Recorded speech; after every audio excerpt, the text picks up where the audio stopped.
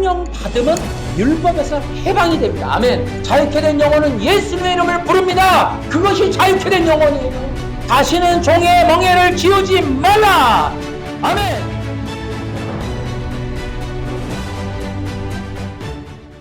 우리가 이 마지막 시대에 성경과 율법의 내용에 대해서 우리가 이해를 되게 잘해야 된다.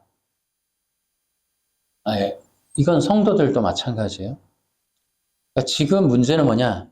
율법이 뭐냐 하는 거를 이해하는 거예요. 안 그러면 율법의 종이 될 수 있다. 그러니까 율법이 명령하는 대로, 시키는 대로 뭐 이렇게 한다고 하잖아요. 율법을 지켜라.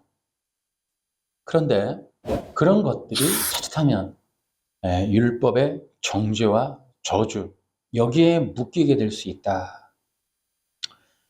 이 내용은, 오늘 내용은 솔직히 말하면 좀 지도자들, 목사님들이 좀 들으셔야 되지 않나 이런 생각을 좀 합니다.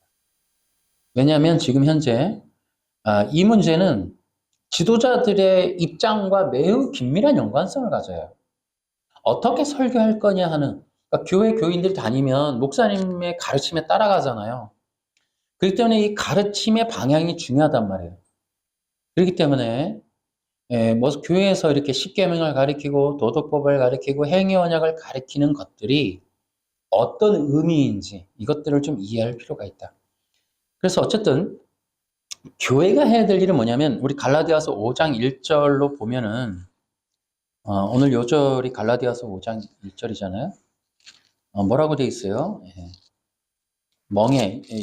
종의 멍에를 매지 마라 이렇게 돼 있죠. 거기 보면은 그리스도께서 우리를 해방시켜서 우리는 자유롭게 됐습니다. 그러므로 굳게 서서 다시는 율법의 종이 되지 마십시오 이렇게 돼 있다고. 그러니까 지금은 지도자들이 반드시 이해를 하셔야 되는 게, 첫째는 율법이 뭐냐, 또 율법의 종이 되는 게 뭐냐. 그러니까 성도들도 스스로 알면 좋죠. 그러나 이 지도자들이 이 문제는 해결해 주셔야 돼요. 그러니까 기독교의 복음이 뭐냐면, 로마서 갈라디아서가 말하는 건 율법의 종, 율법의 정죄와 저주에서 어떻게 해방될 수 있느냐 하는 게 복음이에요. 이해하시겠어요? 복음은 율법의 정죄와 저주에서 해방시켜주는 게 복음이에요. 그러니까 복음을 잘 전하는 것은 뭐예요? 성도들이 율법의 종과 율법의 저주에서 구원받는 거예요. 그러니까 기독교 신앙을 갖는 이유는 뭐예요? 율법의 정죄와 저주에서 벗어나는 유일한 방법이 복음이에요. 복음. 그러니까 율법의 정죄와 저주를 이해하고 복음이 어떤 효력이 있어서 복음을 통하여 나는 어떻게 구원 얻게 되는가, 이게 대단히 중요한 거예요. 그런 면에서는 로마서 1장 17절이 중요한 거예요. 그 로마서 1장 17절이 종교 개혁을 일으키는 것인데, 거기 뭐라고 돼 있다? 하나님께서 주시는 의가 복음에 게시되어 있다. 이게 상당히 중요한 거예요. 그러니까 괜히 종교개혁 구절이 아니에요. 그러니까 우리가 의롭게 되고 율법의 정죄에서 벗어나는 의가 복음에 있다는 거예요. 복음에. 그게 종교개혁의 핵심이었어요. 그러니까 율법의 정죄와 저주에서 벗어나는 어떻게 가능한가, 거기에 그것이 개신교가 태어난 종교개혁의 구호 1장 17절에 기록되어 있다. 오직 의인은 믿음으로 말미암아 살리라. 오직 의인은 믿음으로 말미암아 율법의 저주에서 벗어난다. 이게 이제 종교개혁의 모토였다고. 그러니까 종교개혁의 모토가 원래는 어떻게 율법의 정죄와 저주로부터 벗어나는가에 대한 답인 거예요. 원래는. 이해하시겠습니까? 단순히 나 예수 믿어서 구원받아 이게 아니라 율법의 정죄, 율법의 저주로부터 어떻게 벗어날 것인가 하는 것이 복음이었다. 그게 그 로마서 1장 17절에다. 그러니까 기독교가 해야 될 일이 뭐예요? 복음을 전하는 거였잖아요. 왜 그래요? 율법의 정죄와 저주에서 벗어나게 해줘야 되니까요. 이 부분은 이미 우리가 이제 앞에서 많이 했어요. 율법의 정죄와 저주. 간단하게 얘기하면 하나님이 이 땅에 율법을 주셨단 말이죠. 율법은 모든 사람들의 영혼을 심판하는 법이에요. 그러니까 율법은 모든 사람들을 심판하는 하나님의 법이다. 그러니까 히브리서 9장에 나왔듯이 한 번 태어난 사람은 반드시 하나님 앞에 나아가서 심판받아야 돼요. 그 심판하시는 기준은 법이에요, 법. 근데 그 법이 뭐다? 율법이라고, 율법. 그래서 그 율법은 모든 영혼들을 심판하는 생명의 법이에요. 이 법이 율법이기 때문에 그 율법을 통하여 생명도 얻고 죽음도 결정되는 거예요. 그러니까 이 개념을 잘 이해하셔야 돼요. 그러니까 율법을 지금 이제 이것도 컨셉의 문제예요. 패러다임의 문제라고 볼 수 있는데 율법을 지키는 것, 내가 어떻게 지키고 어떻게 행동하고 이런 컨셉이 있고 율법을 믿음의 법으로 이것을 이해하는 그런 컨셉이 있는 거예요. 이게 충돌이 나는 게 마태복음이란 말이에요. 그러니까 지금 제가 다시 하나님 나라의 영혼들을 심판하는 법이다 그러면 뚱하단 말이에요. 들어본 적이 없으니까. 우리 모두는 율법 10계명 지키는 거 아니야? 이렇게 간단 말이에요. 그만큼 온 세상은 어떻게 보면 안상홍, 앤드류강, 이 안식교 이런 것들이 구원파 이런 게 너무 오래전부터 대한민국의 그 오래전서부터 지금의 거대한 이단 조직이 될 때까지 사실은 이 한국교회 안에 참으로 안타까운 게 바로 이런 부분이에요. 이 개혁개정이라고 하는 옛날 1950년대에 나왔던 이 성경의 무한한 공헌은 성경이 무슨 뜻인지 모르겠다는 거. 이 개혁개정 옛날 성경 갖고 알 수 있는 게 없어요. 그렇기 때문에 이게 이단들이 갖고 있는 원리강론 하나에 이게 세상 모두가 이게 열광을 했던 거예요. 그러니까 문선명 이후로 한국에서 말씀이라고 하는 세계 속에 이 사람들이 눈을 돌린 게 지금 원리강론이란 말이에요. 그러니까는 일반 교회이든 이단이든 진리가 없는 거로 사람들이 이게 혼잡해 있었어요. 혼잡해 있었어요. 그러니까 이게 어느 말인지 진리인지 거짓인지를 모르는 거예요. 그러니까 옛날에는 여러분들이 80년대, 70년대 교회 다니셨던 분들은 알겠지만은 교회에서 일반적으로 목사님이 가르치던 내용도 전부 이단들이 말하던 것들이었어요. 구원파라든지 특히 안식교 영향이 너무 컸다고. 그러니까 이 구원파 문제도 심각합니다. 그러니까 지금 그런 열매들이 사실은 그런 후유증이 아직도 있어요. 깔려있는, 교회 안에 많이 깔려있는 것들 중에 뭐 덮어놓고 믿어라. 과거의 죄, 현재의 죄, 미래의 죄까지 다 이런 모든 것들이 구원파, 안식교에서 나온 말들이거든요. 근데 구원의 취소도 웃겨요. 이게 구원파에서 가르쳐진 것들을 가지고 구원의 취소 논쟁을 하는 거거든요, 이게. 나중에 또 얘기해 드리겠습니다만은 구원 취소는 실체도 없는 얘기를 갖고 구원 취소라는 교리를 만들어낸 거예요. 실체가. 그러니까 가상의 적을 만들어 놓고 기독교가 이렇게 있는데 기독교가 본래 예수님을 전하는데 그 기독교를 말하지 않고 가상의 기독교를 만들어 놓고 기독교가 이렇게 얘기한다. 그러니까 구원의 취소가 맞다 하는 교활한 교리가 구원의 취소예요, 이거는. 거기에 이제 안식교 구원파까지 들어가 갖고 사실상 굉장히 기독교가 혼잡해 있다고. 그러다 보니까 우리는 지금도 율법 그러면 10계명을 지켜야 되고, 괜히 좀 찔리고 말이지. 안 지키면 이상한 것 같고, 성도가 말이지. 그러니까 우리는 여전히 지금 거룩과 경건을 성경책 옆에 끼고 걷기, 이런 걸로 이제 인식하잖아요. 할렐루야, 이런 걸로. 이게 우리 기독교가 대한민국의 이 짧은 이 연륜 속에 얼마나 잘못된 기독교가 심겨져 있는지가 정해져 있는 거예요. 그러니까 한국 기독교 쿡 찌르면 예수님 안 나오잖아요, 지금. 그러니까 이게 심각한 거예요. 그러니까 지금은 또 어떻다? 지금은 또 다시 이게 이제 과거로 돌아가는 거예요. 다시 율법으로 돌아가고 있다고. 그나마 진짜 이 복음이라고 하는 어떤 그런 붐이 좀 일어나기도 직전에 한 3, 40년 대한민국 코미디 강단이 휩쓸었다가 이 코로나 때 팍 죽어갖고 이제 복음이 올라오나 했더니 그 틈에 율법을 지키신 예수님이 올라온다고, 복음이. 이제 좀 예수님 믿고 구원받자 하는 얘기가 올라올라 치니까 가라지가 같이 올라오는 거예요. 예수님이 율법을 지켰다, 이게 올라오는 거예요, 지금. 그런데 이거를 재미난 거예요. 예전에는 우리가 이단들을 공격하는 게 어렵지 않았어요. 너무 분별됐으니까.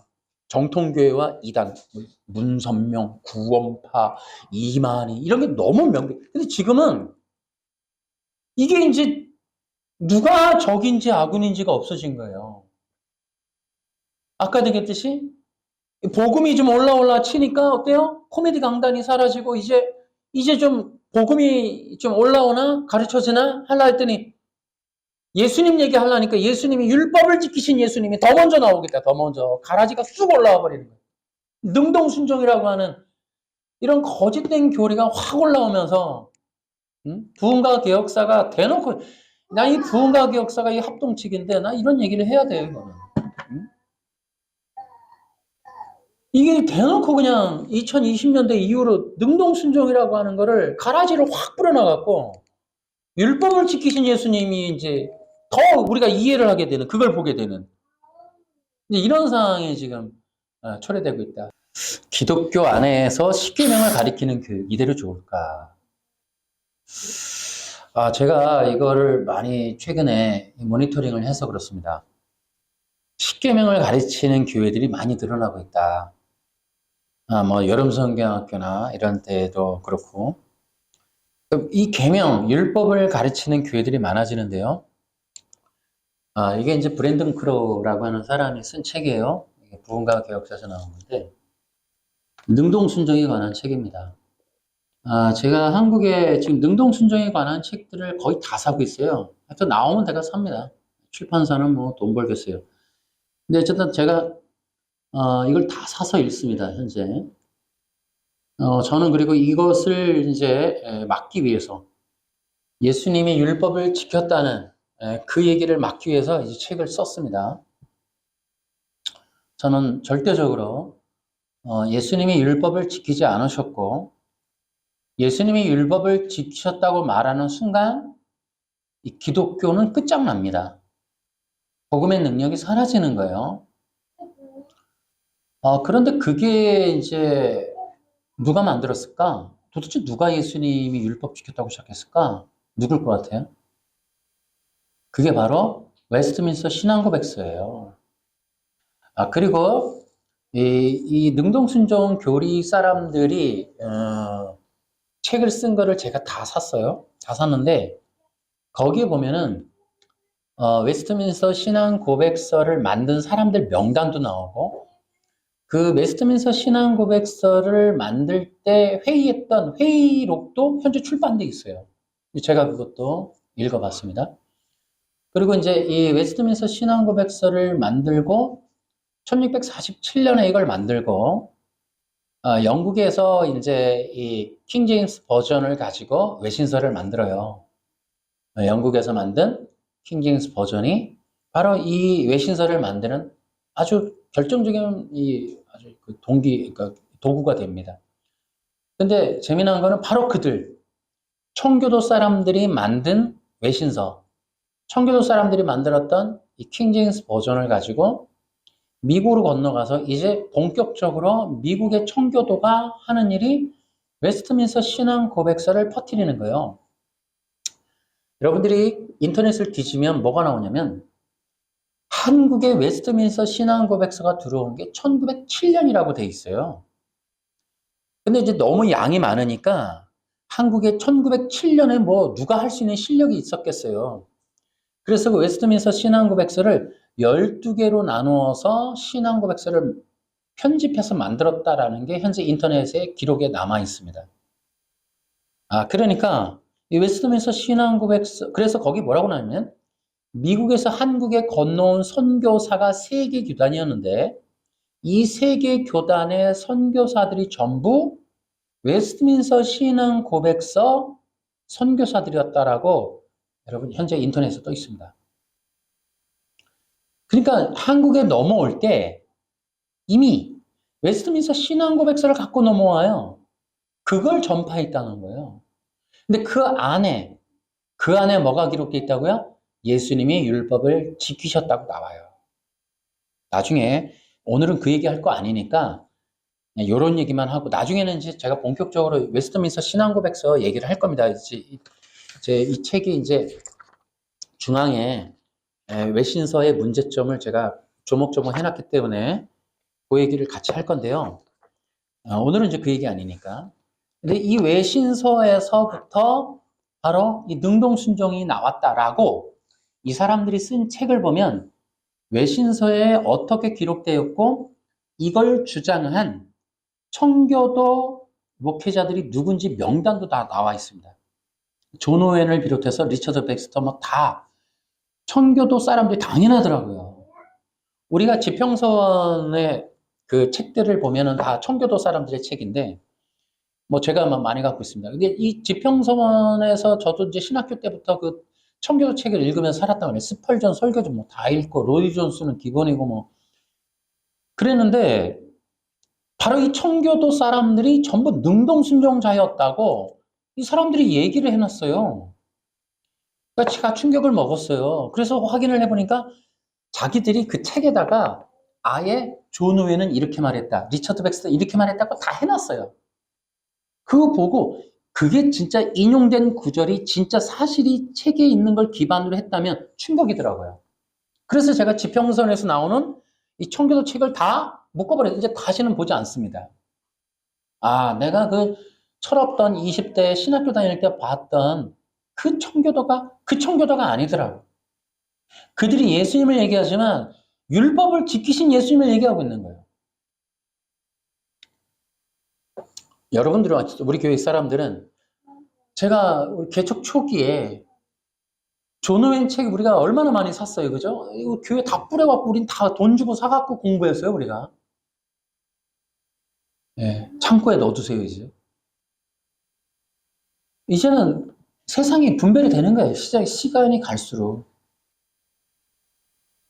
그러니까 이 사람도 여기다가 이제 뭐라고 되어 있냐면 거룩함과 선행에서 자라기를 원한다면, 그러니까 재미는 이 사람들 말 한마디 한마디가 너무 악해요. 지금 이거 누구한테 얘기하는 거냐면 예수님 믿은 사람들한테 이런 얘기를 해요. 거기 제가 프린트 해놨죠. 거기 같이 볼까요? 거룩함과 선행에서 자라기를 원한다면 이렇게 했다고. 여러분이 선행에서 자라는 거 아니에요. 우리는 하나님의 성령의 능력으로, 이 사람들이 이렇게까지 얘기한다고. 성령의 능력으로 뭐 하라고? 십계명에 순종하기를 힘써야 된다. 십계명은 단순히 금지 명령이 아니라 우리가 행해야 될 의무에 대한 적극적인 요구를 수반한다. 말은. 이게 이제 브랜든 크로가 요 뒤에다가 이제 제가 표시를 하는데 여기다가 기록을 해놓은 거예요. 그러니까 이들의 목적이 뭐냐? 예수 믿고 나면 십계명을 지키라예요. 성령을 받았다? 십계명 지키라예요. 갈라디아서 5장에 다시 한번 봐요. 5장 1절. 바울이 사실 갈라디아서에서 싸웠습니다. 그리스도께서 우리를 해방시켜서 우리는 자유롭게 되었습니다. 그러므로 굳게서 율법의 종이 되지 마십시오. 이미 얘기를 했어요. 근데 이들이 하는 짓이 뭐예요? 다시 율법의 종으로 돌아가라는 거예요. 거기 프린트에 개혁신학의 십계명을 도덕법이라고 부르고 있어요. 그리고 뭐라고 그러냐면 하나님의 도덕법의 요약이 있다. 이 브랜드 여기 책에 나와요. 하나님의 도덕법이라고 하는 것이 있고 도덕법의 요약이 있는데 그게 십계명이다. 이렇게. 그러니까 십계명을 도덕법의 요약이다 이렇게 얘기했다고. 근데 교회에서 십계명을 교육하는 이유가 뭐냐면 한 세 가지로 볼 수 있어요. 진짜 도덕과 윤리 때문인가? 요즘에 하도 타락해서 사람들이 말 안 들으니까 정말 이거는 가르쳐야 되겠다. 그래서 정말 윤리 도덕 때문에 십계명을 가르치는 건지 첫 번째. 두 번째는 하나님이 그렇게 하라고 한 것이 있느냐 말이지 성경에. 성경에 있다 이렇게 얘기하겠죠. 또 그럼 왜 신서에서 그렇게 하라고 하니까 현재 하고 있는지 세 가지의 중에 하나가 이제 답이 있겠죠. 지금 십계명 가리키는 교회들. 근데 요거 간단하게 이렇게 얘기해 볼게요. 십계명이라는 게 케투바예요. 구약의 십계명은 히브리어로 케투바입니다. 이거 정혼 계약서예요. 그러니까 구약에서 하나님과 이스라엘 백성 간의 이 언약을 맺었던 계약서. 그게 십계명이고 그게 케투바라는 거고 그 케투바라는 히브리어는 정혼 계약서라는 뜻이 있어요.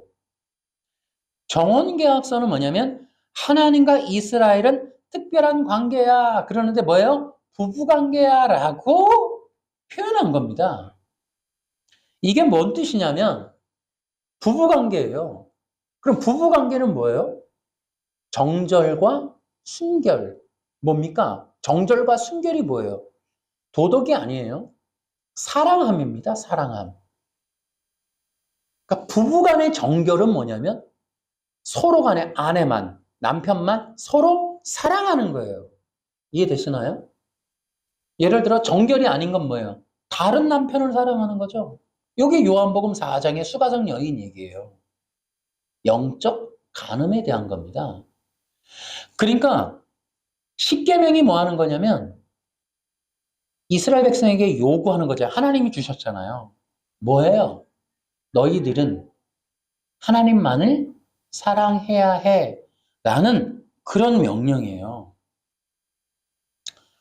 십계명은 도덕과 윤리 지침서가 아니에요. 여러분 사람이 10가지 중에 지금 4가지가 뭐예요? 신우망한부. 그러니까 다른 신을 섬기지 말라. 우상을 섬기지 말라. 망령되 일컫지 말라. 신우망한부. 부모를 공경하라. 여러분 이게 윤리도덕이 3가지가 거기에 들어가는 이유가 뭐겠어요? 윤리도덕으로 이게 가능합니까? 자, 주일학교에서 이걸 가르치는데 신우망한부 살간, 살인하지 말라가 가르쳐지는 거예요? 근데 간음하지 말라 애들한테? 애들이 결혼했어요, 간음하게? 초등부, 이게 어린이 성경학교 공부 교재 십계명이 들어가 있더라니까? 이게 가능합니까? 내용상 한번 보시라고. 도덕질 하지 말라. 애들이 뭐 어디 지금 밤에 뭐 도덕하러 다녀요? 어? 아니, 이런 거를 지금 도덕과 윤리라는 교과서 같은 방식으로 십계명을 가리키고 있다고, 이게 지금. 십계명은 케투바예요. 원래 하나님이 주셨던 용도가 사람의 윤리도덕이 아니고 그 이스라엘 백성이 여호와 하나님만을 하나님 나의 남편이라고 믿고 섬겨라. 다른 우상, 바알, 아세라 목상 하지 말아라. 그걸 얘기하려고 맺은 게 정혼계약서예요. 이해되십니까? 그러니까 어떻게 해요? 근데 실패했어요. 그 언약은 깨졌습니다. 이루어지지 못했어요. 왜요? 이스라엘 백성이 간음을 했단 말이에요. 간음이 뭐예요? 호세아의 부인 고멜이 이 시정 잡배들과 함께 어울렸던 것처럼 이스라엘 백성이 다른 신을 섬긴 것이 언약을 깬 거예요. 하나님이 남편이신데 하나님이 아닌 자를 남편이라고 섬기고 간 거예요. 그게 언약을 깬 겁니다. 이해하시겠어요? 아멘. 자, 16절 시작. 그날에 그녀가 나를 가리켜 내 남편이라 할 것이며 다시는 바알을 가리켜 내 남편이라 하지 않을 것이다. 나 여호와의 말이다. 그녀가 다시는 바알의 이름을 부르지 못하게 하겠다. 백성들도 바알의 이름을 부르지 않을 것이다. 그때 내가 그들을 위해 하늘의 새와 땅에 기는 것과 언약을 맺을 것이다. 내가 이 땅에서 활과 칼과 전쟁 무기를 없애버리겠다. 그래서 내 백성이 안전하게 살 수 있도록 하겠다. 시작. 내가 너를 나의 영원한 아내로 맞아들이겠다. 너를 정의와 공평으로 대하고 너에게 사랑과 긍휼을 보여주겠다. 내가 진실함으로 너를 아내로 맞아들이겠다. 그러면 너도 내가 여호와임을 알게 될 것이다. 그날에 내가 너에게 대답하겠다. 나 여호와의 말이다. 내가 하늘에서 말하면 하늘이 땅에 비를 내릴 것이다. 이렇게 이것이 이제 바로 하나님과 언약을 맺은 백성들 간의 이야기를 하는 거예요. 근데 거기 보면 16절에 그날에 어떻게 해요? 그 케투바를 완전하게 이루겠다 이렇게 얘기를 하는 거예요. 그 케투바를 완전하게 이루는 게 뭐예요? 여호와 하나님만을 사랑하는, 다시는 바알을 내 남편이라고 부르지 않는 날이 올 것이다. 그날에. 바로 그날을 향해서 전진하는 거예요. 그날에는 이 언약이 성취될 거라는 거예요. 그날이 어떤 날이에요? 오순절 마가다락방의 날입니다. 성령이 왔을 때 이 언약이 성취되는 거예요. 왜요? 성령이 구약의 케투바예요. 바로 그 십계명이라고 하는 게 그게 오순절날, 구약에서 오순절날 이스라엘 백성들에게 내려온 게 케투바입니다. 신약의 오순절날 시내산에서 내려온 그 십계명이 마가다락방에 다시 내려옵니다. 신약의 6월절 마가다락방에 케투바가 내려옵니다. 그 케투바가 뭐라고요? 성령이시라. 오순절 성령이시라. 구약의 이스라엘 백성에게 내려온 그 케투바가 신약에 내려온 성령이시라. 그 케투바 앞에서 이스라엘 백성들이 언약을 지킬 수 없었는데 고린도후서 3장에 보면 그 돌판에 케투바의 언약서가 심령으로 들어온다는 거예요. 그게 성령의 새 언약이다. 이렇게.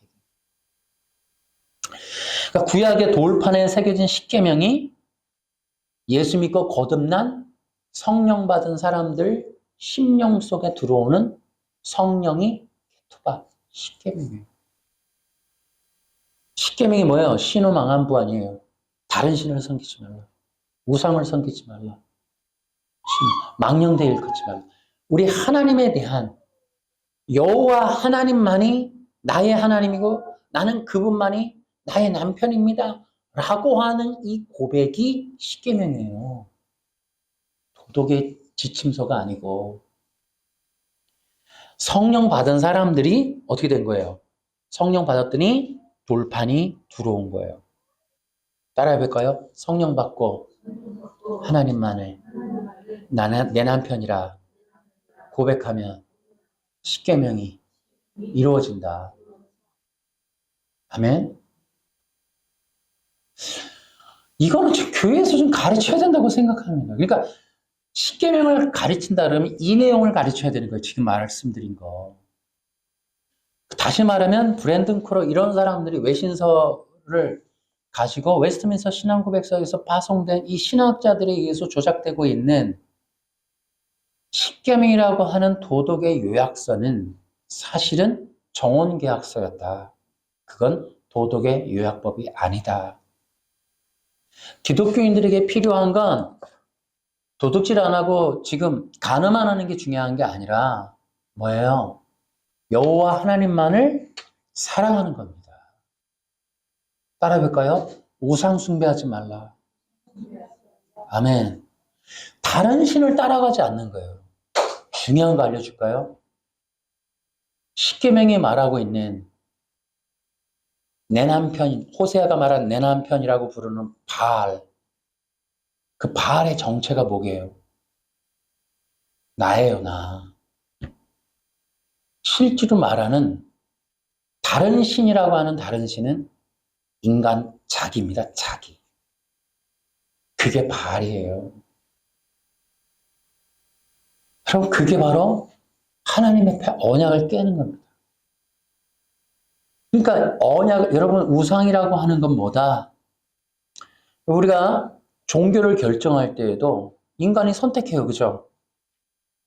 교회도 내 마음대로 가는 거야. 내가 선택, 종교의 자유가 있어. 대한민국에 이것도 다. 그러니까 인간이 주권을 갖고 선택을 해요. 어떤 기준으로? 그 종교가 나에게 이득이 되는 걸 찾는단 말이에요. 예를 들어 내가 빌고 빌었으니 어떤 신인지 모르겠지만 되게 잘 돼, 일이. 그 신이 나의 신이 되는 거예요. 막연하지만.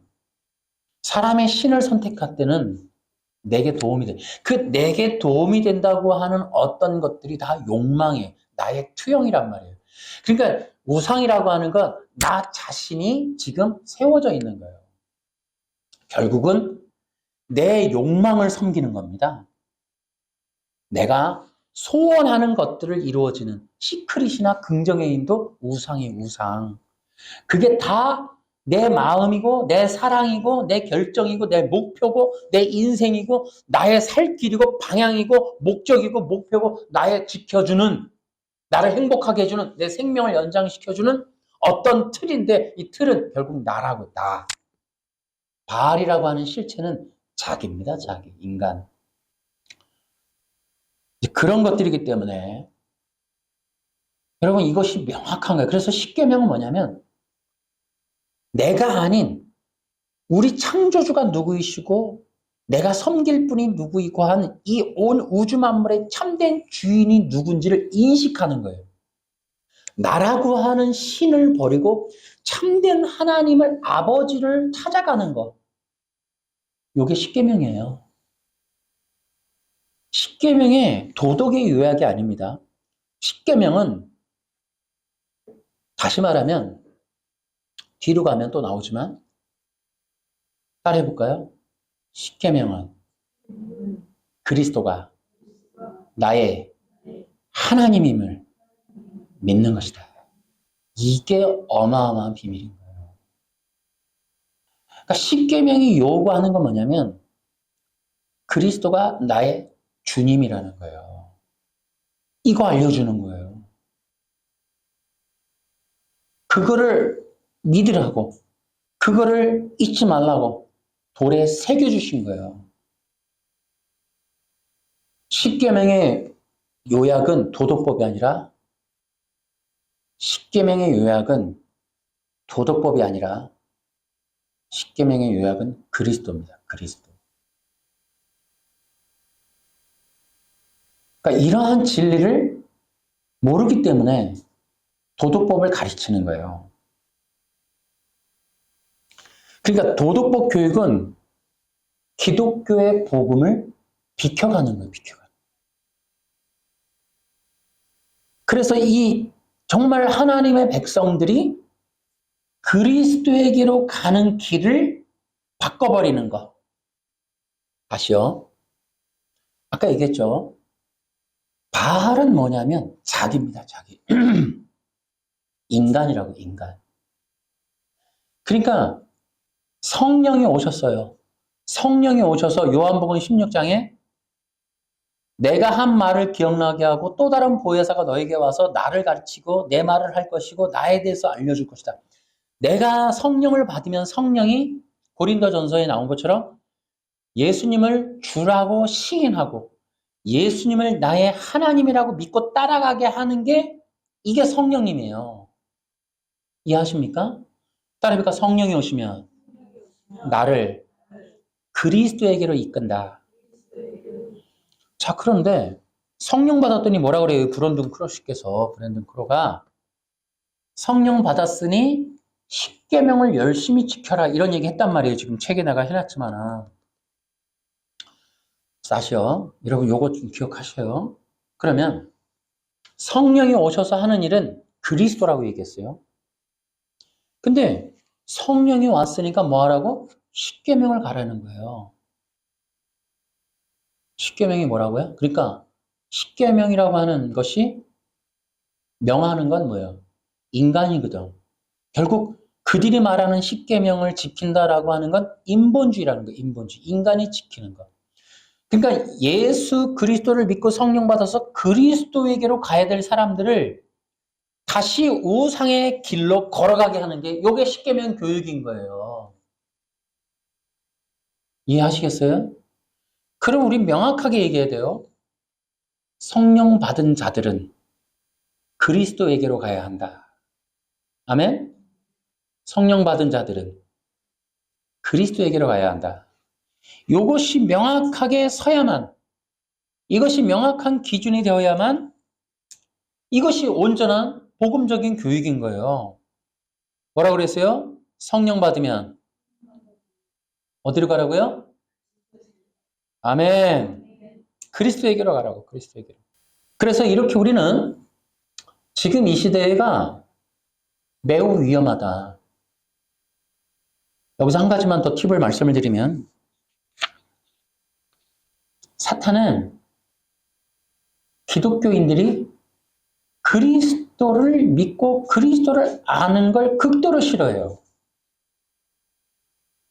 이거 나중에 요절이 있는데 지금 생각나는 대로 할게요. 나중에 또 요거 내용을 또 한번 그리스도 없는 기독교라고 마이클 호톤이 얘기해놨어요. 그 사람도 이제 이걸 또 비켜놨는데 그리스도 없는 기독교가 사탄이 원하는 거예요.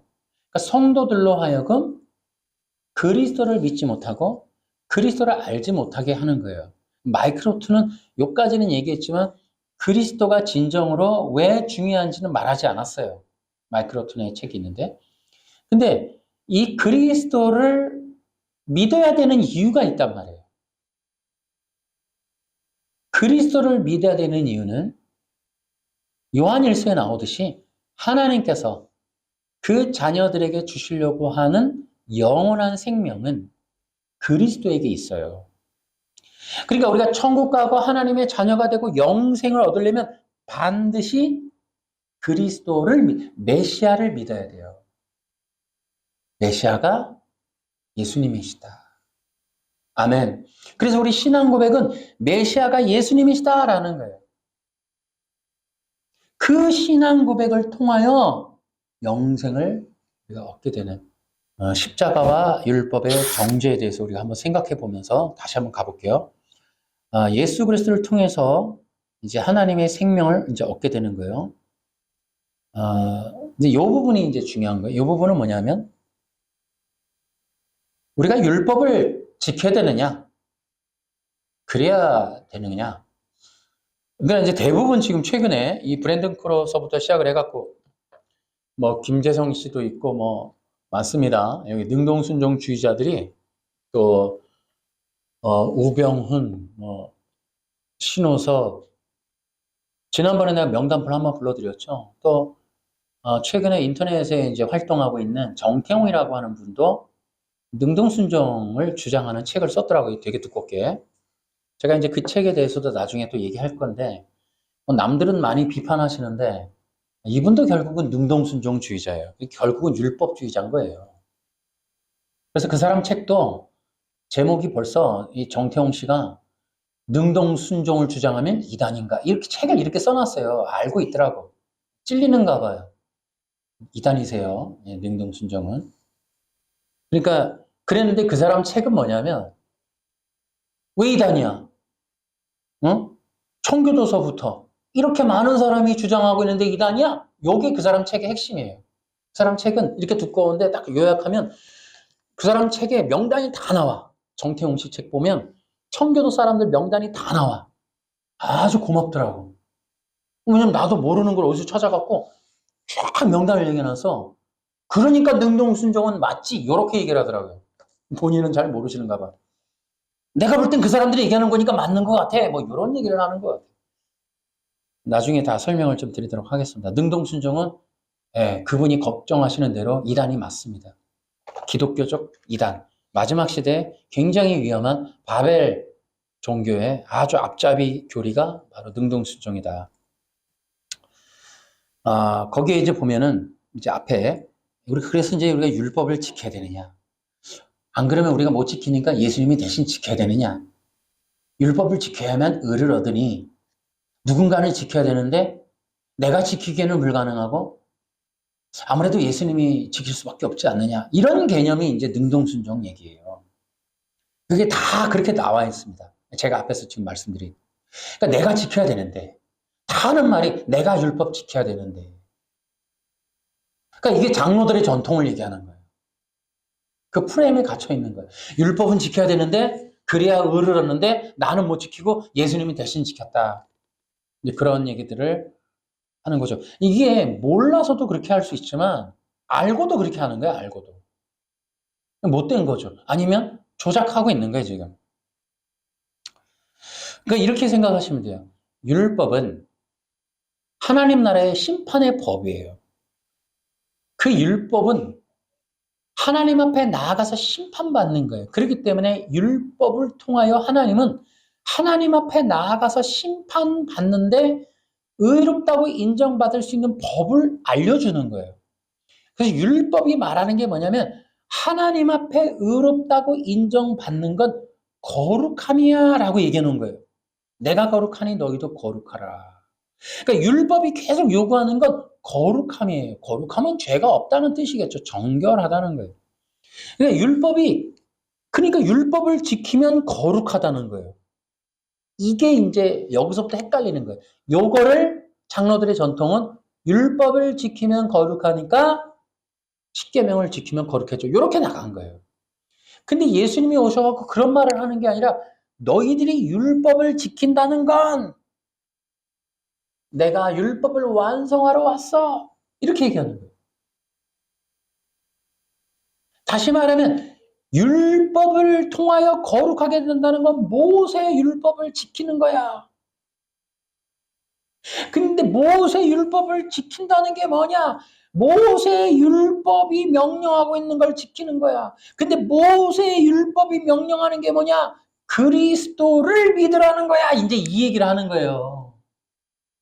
우리 다시 한번 볼까요? 요한복음 1장 45절. 그래서 이제 이게 빌립이 이제 고백하는 이 내용이 대단히 중요한 의미를 갖고 있다는 걸 여러분들도 좀 기억하시라는 거예요. 자, 45절. 자, 시작. 빌립은 나다나엘을 만나고는 그에게 이렇게 말했습니다. 모세가 율법책에 썼고 예언자들도 기록한 그분을 우리가 찾았다. 그러니까 여러분 우리가 이거 기억합시다. 모세의 율법은 그리스도가 기록되어 있다. 아멘. 자, 시작. 모세의 율법은 그리스도가 기록되어 있다. 요게 요한복음 5장 46절이기도 한 거예요. 그러니까 예수님이 말씀하시는 거는 너희들이 율법을 지키면 거룩해. 근데 그 율법은 모세 율법이고 그 모세 율법이 하나님의 말씀이고 그 하나님의 말씀인 모세의 율법은 말씀이 육신이 되어 오신 바로 그리스도를 기록한 거야. 그러므로 그리스도를 믿는 것이 곧 거룩한 거야. 이런 얘기를 하는 거예요. 이해되십니까? 그런데 바리새인들이 뭐라 그래요? 그래, 율법을 지켜서 거룩해지는 건 뭐야? 십계명을 지키고 부모를 공경하고 이렇게 지키고 몸으로 평생토록 온전하고 완전하게 행위로 잘 지키는 게 율법을 지키는 거야. 이렇게 만들어 놓은 게 장로들의 전통이라고요. 이게 구라친 거예요. 이게 가짜 종교. 그러니까 예수님이 오셔갖고 계속 하시는 말씀이 뭐예요? 모세 율법을 지켜라, 모세 율법을 지켜라 그러는 거거든요. 너희들이 모세 율법을 가리고 만들어 놓은 장로들의 전통을 지킨다고 하지 마라. 그것이 아니라 하나님의 율법을 지킨다는 건 모세 율법을 지키는 것이다. 이제 이런 얘기를 하는 게 마태복음 15장이에요. 이거 안 읽을 수가 없겠네요. 이 흐름상. 자, 마태복음 15장 3절. 예수님께서 이들에게 대답하셨습니다. 너희는 어째서 장로들의 전통을 지키려고 하나님의 명령을 지키지 않느냐? 그러면서 6절에 자기 부모를 공경하지 않아도 된다라고 말하면서 너희 전통을 빌미로 하나님의 말씀을 무시하고 있다. 9절에 보니까 헛되인에게 예배를 드리고 사람의 훈계를 교리인 양 가르친다. 이렇게 얘기하는 거예요. 쉽게 얘기하면 뭐예요? 모세의 율법은 하나님의 말씀이고 장로들의 전통이라고 하는 건 뭐예요? 사람의 훈계예요. 사람이 만든 거예요. 그러니까 하나님이 주신 원래 율법이 있고 사람이 만든 계명이 예수님 당시에 두 개가 있는 거예요. 근데 이것들 사람이 만든 계명으로 그 시대에 율법주의를 만들어 놓은 겁니다. 이게 유대교. 유대교의 이 진정한 모습은 뭐예요? 탈무드. 그러니까 유대교는 사람이 만든 종교예요. 원래 하나님이 말씀하신 모세 율법으로 세워진 게 유대교가 아닙니다, 여러분. 유대교는 사람이 만든 미드라시라든지 탈무드 이런 것들로 만들어 놓은 가짜 종교가 가짜 구약이 바로 유대교예요. 그러니까 예수님이 말씀하시는 건 그 사람의 계명으로 이 하나님의 언약의 백성들을 거짓된 구원의 길로 끌고 가고 있는 바리새인들, 너희들은 화가 있을 것이다. 너희들은 독사의 자식들이다. 그 손 놓아라 하는 거지. 내 백성은 내가 구원한다. 내 백성들은 나를 통하여 구원받을 것이다. 내 백성들은 모세의 율법에 기록된 나를 믿음으로 구원받게 될 것이다. 너희들이 사람의 계명으로 나에 대한 기록을 덮음으로 내 백성들이 나에 대해서 찾을 수도 없고 알 수도 없게 만들었지만 나는 너희들을 독사의 자식들아 부른다. 그런 그 얘기를 지금 하고 계신 거예요. 그래서 예수님이 이 모세의 율법에 기록된 그리스도를 믿음으로 하나님 앞에 나오라 이렇게 얘기하는 거예요. 그것이 보다 하나님이 원하시는 것이다. 하나님이 율법에 명령한 건 뭐냐면 예수 그리스도를 통하여 하나님 앞에 나아가는 것이다. 아멘. 그게 율법의 뜻이에요. 따라해 볼까요? 예수님을 믿고 하나님 앞에 나아가면 율법의 요구를 이루는 것이다. 따로 율법 지킬 필요 없으세요. 예수님이 나의 주님이십니다 라고 믿으시면 율법은 이루신 겁니다, 여러분. 아멘. 그 다음에 비밀이 있는 거예요. 그러면 이제 저쪽 능동순종이 피식 웃어요. 그래, 예수 믿고 속죄는 받지. 그거 수동순종인데 율법의 정죄는 어떻게 할 거야? 이렇게 나온단 말이에요. 율법의 정죄는 그거는 능동적으로 율법을 지킨 예수님의 의를 얻어야 율법의 정죄를 피하지. 넌 그거 비밀 모르지. 지금 이렇게 얘기한다고. 지금 능동 얘네들이. 삑 아닙니다. 예. 그 얘기를 제가 이 책에 썼습니다. 이제 곧 나갈 텐데요. 그 얘기는 아직 책이 나가지 않은 거로 말씀을 드리지는 않겠습니다. 우리는 이미 다 알고 있지만 영상으로는 내보내지 않겠습니다. 능동순종주의자들이 얘기하는 부분은 다 알고 있습니다. 네. 그들도 볼 수도 있을 테니까 율법이 요구하는 대로 예수님을 믿고 나아가서 이제 하나님 앞에 의롭다고 인정을 받는 것. 이것이 이제 율법을 이루는 것이다. 거긴 또 그게 성령 받는 걸 해놨네. 야, 이거 불온서적이야. 그러면 안 돼. 아직은. 네. 여러분은 아셔야 돼요. 예수 믿고 나아가면 성령을 선물로 받을 때 정죄 안 받는 거예요.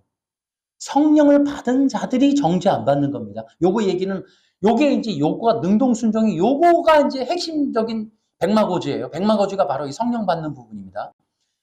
다시 말하면 능동순종 교리는 절대 성령을 받는다는 말을 하지 않습니다. 아까도 그리스도에 대한 얘기를 했는데 그리스도를 가리는 이유는 그리스도를 믿을 때 성령 받기 때문에 이걸 가리는 거거든요. 내가 그 얘기를 안 하고 있는 거예요. 나중에 하려고. 그러나 여러분 알고 계세요?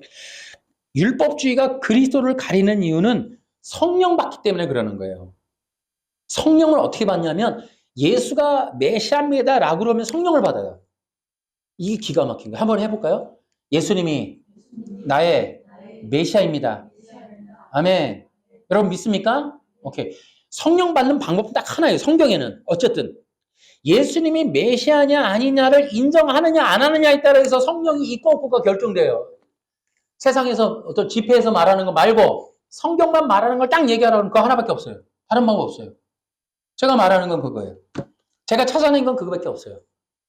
그러니까 그러니까 예수를 그리스도라고 인정하는 사람에 한해서는 성령이 내려와요. 그게 율법의 정죄를 피하는 거예요. 그래서 성령 받으면 율법에서 해방이 됩니다. 아멘. 그거거든요. 그게 갈라디아서 5장 1절인데 여러 번만 들으세요. 유튜브를 듣는 어떤 누구라도 아직까지는 제가 좀 시기가 좀 얘기한 적도 있지만 뒤에 가서 본격적으로 하겠습니다. 이것이 바로 창세전 구속 언약의 내용이다라는 거예요. 그래서 창세전 구속 언약은 그리스도를 통한 구원이고 그 창세전 구속 언약의 계시가 바로 창세기 2장 17절 하나님의 율법이라는 거예요. 율법. 하나님의 율법이 모세의 율법으로 나갈 때에는 하나밖에는 기록되어 있지 않았다. 원래는 그리스도밖에 없다는 거예요. 그리스도. 그래서 이 창세기서부터는 사실은 하나님의 아들이신 메시아에 대한 기록이다. 이거는 모세율법은 하나님의 아들이신 메시아에 대한 기록이다. 아멘. 이사야서 53장도 마찬가지예요. 이게 사도행전 8장에 빌립이 에디오피아 내시한테 전도할 때도 이사야서 53장을 갖고 전도한단 말이에요.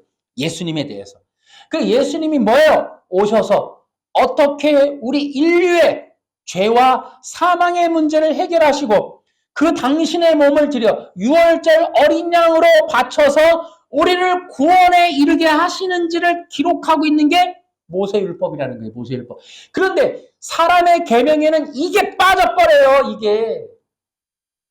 모세율법 속에 있는 메시아가 오셔서 하실 유월절 어린 양에 대한 진리가 쏙 빠져나간 게 사람의 계명이라고요.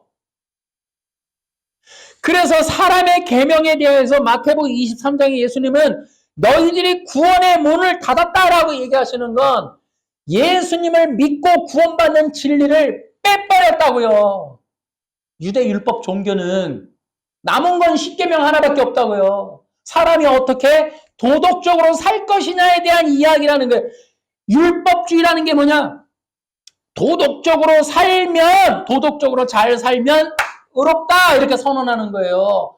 하나님의 모세율법은 거기에 의의가 없다는 거예요. 거기에. 그래서 로마서 1장 17절에 복음 안에 의의가 있다. 예수님의 죽으심과 부활, 십자가의 말씀에 의의가 있다 이렇게 선언한 거예요. 아멘. 십자가에서 예수님이 죽으실 때 우리의 죄와 사망의 권세가 끝장나고 그리고 예수님이 부활하실 때 우리가 다시 살아남으로 새 생명을 얻는 이것, 하나님의 자녀로 다시 살아나는 것, 그것이 바로 모세율법의 복음이라고. 사도 바울이 이것 복음 안에 의의가 있습니다 라고 선언하는 건 그동안 자기는 바리새인 중에 바리새인이요 가말리엘 문화상의 천재요 내가 최고로 유능해서 율법을 지킨다고 열심을 내다가 교회도 핍박하고 교인도 핍박하고 예수님도 핍박했는데 나 이거 배설물로 벌릴래. 왜? 거기에는 의의가 없었어. 그거는 지옥으로 가는 길이었어. 이 얘기를 하는 거예요. 이거를. 그래서 어떻게 이제 나는 복음을 통하여 의를 얻었어. 예수 그리스도를 믿음으로 나는 의롭게 되었어. 이게 종교 개혁이라는 거예요. 아멘. 기독교가 어디로 가고 계세요 지금 다들.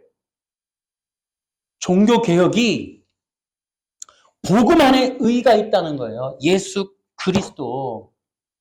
십계명으로 가서는 안 된다고요. 십계명으로는 절대 인간을 도덕적으로 윤리적으로 못 만듭니다. 하나님의 백성으로 거룩하고 의롭게 살 수 있는 유일한 방법은 성령 받는 거예요. 아멘. 하나님의 백성이 성령 받는 방법 외에는 거룩함과 정결함을 얻을 수 없다라는 거예요. 더 중요한 거. 율법주의는 사람을 가르쳐서 행동을 교정하면 된다고 생각을 하고 주장하고 사람의 계명이 그렇게 만들어놨지만 복음이 무엇이냐? 복음은 우리 마음을 새롭게 하는 거예요. 아멘. 죄된 마음을 뜯어내고 하나님의 거룩한 마음을 심어주는 물과 성령으로 거듭나는 역사가 우리에게 하나님의 계획이다라고 말씀하는 거. 그게 요한복음 3장이라고. 따라해볼까요? 거듭나야만 물과 성령으로 거듭나야 거룩하고 정결한 하나님의 백성이 된다. 다른 방법이 없어요. 도덕을 가르치고 십계명을 가르치고 된다고 사람이 텔레비에 안 나오고 우리 아이 달라졌어요. 거기 프로에 안 나오는 게 아니라고. 그런 정도야 문제가 아니에요. 아예 새 피조물 만들어버리는 거예요. 기독교의 능력, 복음의 능력, 십자가의 능력이 뭐냐? 새로운 사람을 만드는 거예요.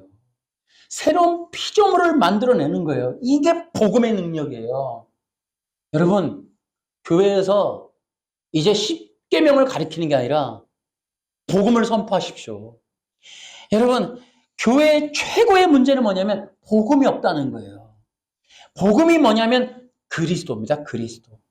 메시아에 대한 이야기가 복음이에요. 히브리어로 메시아거든요. 그러니까 메시아를 전하는 것이 복음이에요. 이 기독교의 최고의 문제는 도덕법 십계명의 문제가 아니라 복음이 없는 거예요. 복음이. 사람을 하나님의 자녀로 만들어주는 진정한 복음이 사라졌기 때문에 이 땅, 이 교회가 멸망하는 겁니다. 부흥이 뭐냐? 구원의 문이 열리는 것이고 예수 믿을 때 성령이 부어짐으로 생명이 풍성하게 부어지는 이러한 일들이 부흥인 거예요. 도덕을 지키는 게 문제가 아니에요. 교인들에게 해줘야 될 건 도덕 교육이 아니라 복음을 전하는 겁니다. 아멘. 여러분, 어떤 사람들은 성령 충만 얘기하죠. 성령 충만이 뭐냐? 예수 충만이 성령 충만이다. 아멘. 예수님과의 친밀한 교제가 성령 충만이다.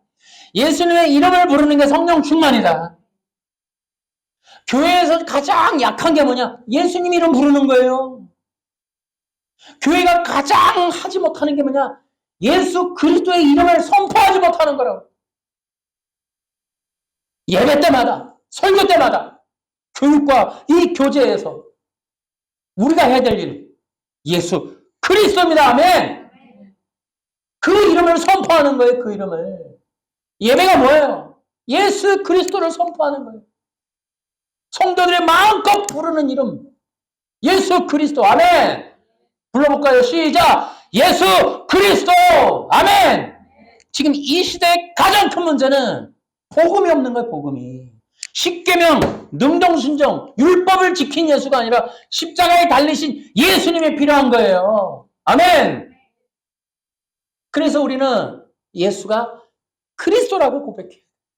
이제 이 문제에 대한 중요한 점은 나중에 또 우리가 하겠습니다만은 이 예수 그리스도가 얼마나 소중한 그 이름이 목숨 걸 만한 이름이라니까요. 사도행전에 보면 예수님의 이름에 목숨 걸었어요. 사도들. 그게 비밀이거든. 왜? 골로새서 나와요. 그 이름이 비밀입니다. 여러분, 우리가 이제 마지막에 예고가 뭐예요? 우리 예수님 이름에 목숨 걸 때가 와요. 아멘? 예수 그리스도의 목숨까지 걸 수 있는 것. 여러분, 그래서 성령 받은 이후는 도덕법으로 빼면 안 돼요. 예수님께로 이끌어야지. 그래서 우리는 어떻게 하냐? 성령 받은 이후는 전신갑주를 입어서 예수 그리스도를 끝까지 따르는 자가 되는 거예요. 주님이 뭐라 그랬어요? 마지막에 믿는 자를 보겠느냐? 끝까지. 요한계시록 7장에 가면 뭐 있어요? 이들은 어린 양이 어디로 가든지 따르는 자들이다. 도덕과 윤리 계시록에 나오지 않습니다, 여러분. 그런 게 아니에요. 진짜 우리에게 필요한 건 뭐예요? 예수 그리스도를 따르는 자들이라고. 아멘. 우리 그런 복음이 마지막 시대에 너무너무 소중하다는 것을 기억을 해야 되겠다. 여러분, 십계명이라는 게 뭐예요? 하나님만을 경배하고, 마지막 하나님만을 경배하고 하나님만을 따르게 하는 것이 십계명의 뜻이에요. 그것이 바로 십계명을 따르. 그래서 다른 명령이 예수 믿고 성령 받으면 이제 하나님만을 사랑하는 마음을 받은 거예요. 새 마음이. 그런데 그 사람들에게 다시 십계명을 지켜라. 다시 잔소리할 필요 없어요. 십계명이 와서 예수님이 나의 하나님이고 나의 주님입니다. 이미 고백을 하고 있는 그 사람에게 자꾸 율법을 가르쳐라.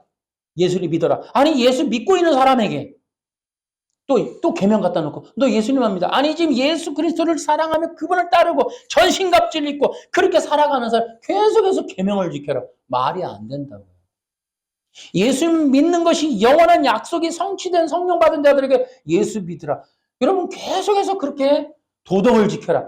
그러면 말이 안 된다 말이죠. 이 부분은 또 나중에 또 한 번 더 하도록 하겠습니다. 우리 결론. 다시는 종의 멍에를 지우게 하지 말라. 교회는 다시는 율법, 그러니까 교인들을 상대로 율법을 지켜라, 십계명을 지켜라 하지 말라는 거예요. 여기 갈라디아서 5장 1절에도 율법의 멍에를 매게 하지 말라는 거예요. 율법이 하는 일이 뭐냐? 정죄와 죽음이에요. 끝없이 율법 앞에서 정죄와 죽음의 그 심판을 벗어나지 못하게 만드는 이 일이 십계명 지키라는 거예요.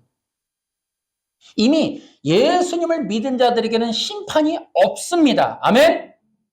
이미 심판이 없어요. 근데 율법이라고 하는 앞에서 계속 심판받고 또 심판받고 또 정죄받고 또 죽음받고 이게 뭐 하는 거예요, 교인들한테? 다시 돌판에 세워서 이전에 돌아가서 또 심판받아 또 정죄받아 너는 또 오늘 아침에 일어나서 네가 지난밤에 했던 뭐 그런 죄들을 또 토설하고 회개하고 또 정죄받고 또 죽고 또 회개하고 또 정죄받고 이게 지금 기독교인에게 할 일이 아니다는 거예요.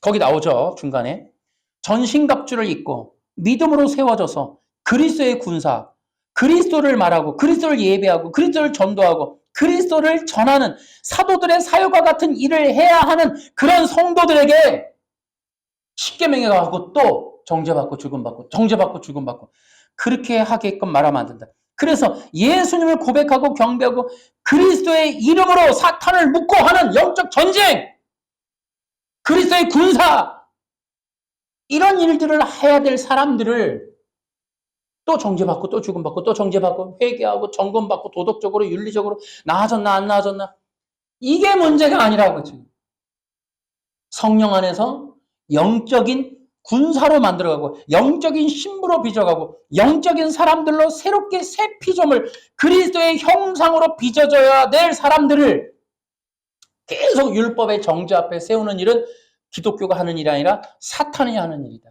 다시 교인들에게 십계명 지켜라 율법 지켜라 하는 것은 멍에를 지고 다시 사탄의 종으로 살아라. 그 얘기랑 똑같다 이 말이에요. 다시 십계명 지켜라 율법을 지키라는 것은 미안한데 너 아직 사탄의 종이야. 나올 생각하지 마. 거기서 계속 심판받아. 그 얘기랑 똑같다고요. 성령 받았다는 건 뭐예요? 율법의 멍에 율법의 저주로부터 해방된 겁니다. 자유한 영혼으로 사시기 바랍니다. 이 부분도 있어요. 자유하다는 게 뭐냐? 내가 여기다 써놨는데 자유하다는 거, 영혼이 자유하다는 거. 그것은 뭐냐면 사탄의 율법의 정죄에 묶여서 마음껏 하나님 앞에 나아갈 수 없는 하나님을 사랑할 수 없는 그 죄와 죽음에 묶인 자가 풀려나면 하나님에게로 달려가는 자유가 있는 거예요. 아멘? 내 마음껏 사는 자유가 아니에요. 하나님 앞에 예배하는 하나님을 기쁘게 섬길 수 있는 자유가 생긴 거예요. 예수 그리스도의 이름을 부르는 자유가 생긴 거예요. 여러분 사탄의 매인자들은 예수님의 이름 못 부릅니다. 율법의 정죄 안에 있는 사람들은 예수님 이름 못 불러요. 예수의 이름을 마음껏 부를 수 있는 건 이미 자유케 된 영혼인 거예요. 아멘. 자유케 된 영혼은 예수님의 이름을 부릅니다. 그것이 자유케 된 영혼이에요. 그래서 성령을 붓는 거예요. 성령 부음받은 사람들의 자유한 영혼은 예수님의 이름을 마음껏 부르고 승리하는 자녀의 권세로 승리하며 살아갑니다. 아멘. 아멘. 그 요한복음 1장 12절 하나님의 자녀가 되는 권세를 주셨습니다. 아버지! 나의 주님! 마음껏 부르며 사는 요게 자유함인 거예요. 죄와 사망 권세에 있으면 요게 안 되는 거예요. 요게. 부를 수가 없어요. 예수님이 나의 아버지입니다. 이거 못 불러요. 절대로 못 불러요. 능동순종주의자들도 마찬가지예요. 그게 안 되는 거예요. 능동순종주의자들에게 그거 시켜보세요. 못한다니까요. 예수님의 이름 부르는 거 못해요. 그 사람들은. 절대로 못합니다. 능동순종주의자들 해보라니까요. 절대로 못해요. 그런 교회는 능동순종주의자들이 이끌어가는 교회는 자유함이라는 게 없어요. 회개를 강조하는 그런 교회도 자유함이라는 게 없어요. 맨날 회개만 해. 그러니까 우는 소리밖에 안 들려. 기쁨의 감격에 겨운 그 이름 선포하는 일이 없어요. 마음껏 주의 이름을 부르는 일들이 없다고. 아멘. 우리 예배가 자유한 영혼들의 예배가 되길 바랍니다. 마음껏 하나님을 외치시길 바랍니다. 마음껏 자유하게 하나님을 예배하고 마음껏 나가시고 하나님의 앞에서 자유한 자녀로서 사시기 바랍니다. 그게 우리에게 주신 권세예요. 권세. 아멘. 자녀의 권세를 사용하여 예배합시다. 그것이 사탄의 두려워 떠는 거예요. 이 복음을 전하지 못하게 막는 것도 그런 자유한 예배자로 쓰지 못하게 막는 거예요. 아멘. 우리에게는 이 기쁨이 있습니다. 아멘. 그렇기 때문에 다시는 종의 멍에를 메우지 말라. 시작. 다시는 종의 멍에를 지우지 말라. 아멘. 이것이 바로 십계명 도덕법 교육을 교회에서 멈춰야 될 이유입니다. 왜? 성도들에게 종의 멍에를 메우는 교회나 지도자는 절대로 그리스도의 사람들이 아닙니다. 십계명 도덕법을 가르치거든 제가 볼 때는 떠나시기 바랍니다. 교회에서 도덕법 십계명을 가르치는 교회 있거든, 그런 주일학교 있거든, 다니지 마세요. 성경적으로 맞는 말입니다. 다니지 마세요. 다시는 율법의 종의 멍에를 매게 하는 그런 일들을 교회가 나서서 한다면 여러분은 거부하셔야 됩니다. 아시겠습니까? 예수 그리스도 안에서 성령 받은 자들은 다시는 율법의 멍에를 지지 않습니다. 이것이 사도 바울의 권면입니다. 아멘. 기도합시다.